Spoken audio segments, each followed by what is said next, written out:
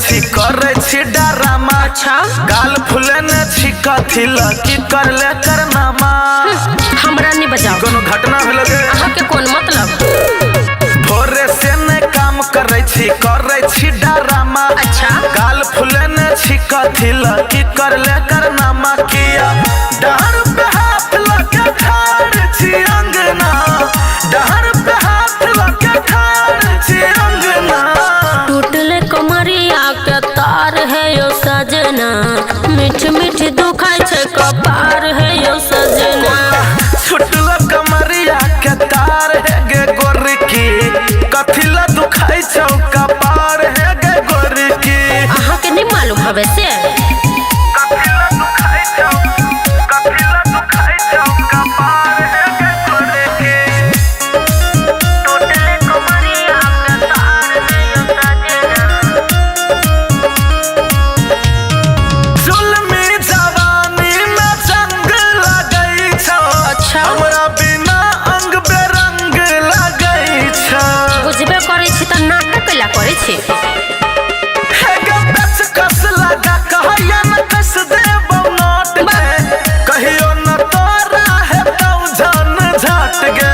तोरा चक्कर में हम न फसबो हम न नोट कसेबो। रस भरल जे बात बोले छी बात में हम न रसेबो।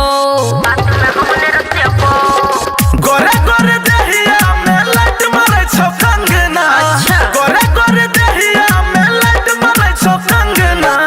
छूटले कमरिया के तार है यो सजना।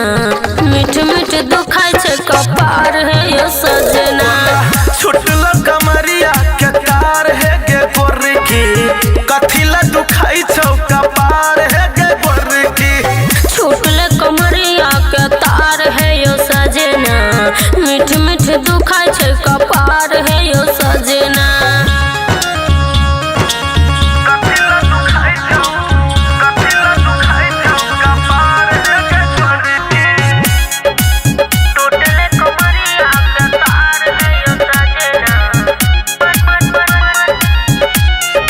म्यूजिक बाय मंटू मनी। मीठ मीठ दुखाई छे कपार है यो सजना। सरहल जवानी हिल कोर मारै छौ। सुखल सुखल ठोर लगै छौ। गाल के रंग उतर गेल कोना कोन। छौड़ा चलल कौगे जादू अटोना। आधी रात में लाइट कटल छले ने जाने की भेले। पता न चलले हमरा सैया गड़बड़ की भेले। एना अहाँ रुस रुस के करू ने तंगना। एना अहाँ रुस रुस के करू ने तंगना। छूटले कमरिया के तार है यो सजना। मीठ मीठ दुखाई छे कपार है यो सजना। छुटलो कमरिया के तार है गे गोरकी। कथिला दुखाई छौ कपार है गे गोरकी। छूटले कमरिया के तार है यो सजना। मीठ मीठ दुखाई छे कपार है यो सजना। अहाँ के नहीं पता।